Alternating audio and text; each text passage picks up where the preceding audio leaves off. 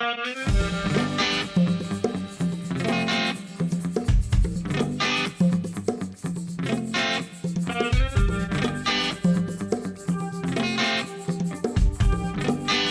choix de métier, je l'ai fait assez jeune, j'étais en quatrième.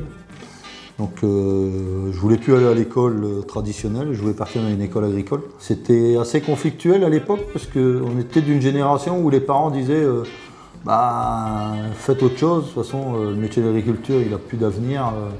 Malgré ça, ça ne m'a pas empêché d'aimer le métier. C'est un métier de passionné parce qu'on travaille avec du vivant.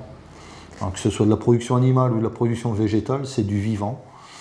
On travaille avec la nature. On a beau programmer sa semaine, on a toujours soit un impératif mécanique, mais on a souvent des impératifs où le temps il change. On a beau avoir des météos à 8 jours, mais c'est pas toujours fiable. Il faut s'adapter en permanence.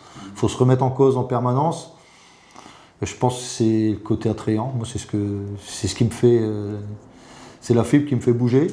Mais par contre, ce qui est de moins en moins plaisant, c'est ce qui est administratif. On a des carcans, des dates butoirs, Alors, nous qui travaillons avec le temps, des dates butoirs, ça nous fait toujours rigoler parce qu'on risque 8 années sur 10 d'être hors délai.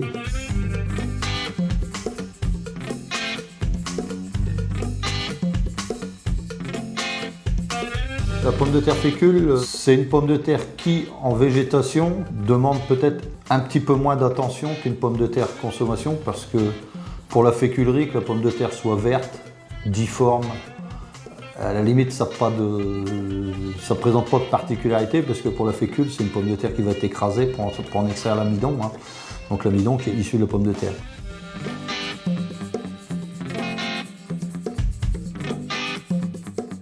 Les produits phytosanitaires ce sont des médicaments pour les plantes. Alors à dose normale ça soigne, à surdose ça tue. Et je pense que le paysan, quand je dis c'est un chef d'entreprise, c'est quelqu'un qui est formé. Et je pense qu'aujourd'hui, déjà pour utiliser ces produits-là, on a une formation. Donc ce sont des gens qui traitent en bonne conscience. Après, on utilise des produits qui sont validés par l'État. Moi, je suis pas anti-agriculture biologique. Pour moi, on répond à une segmentation de marché, à une clientèle, une philosophie de vie certainement aussi.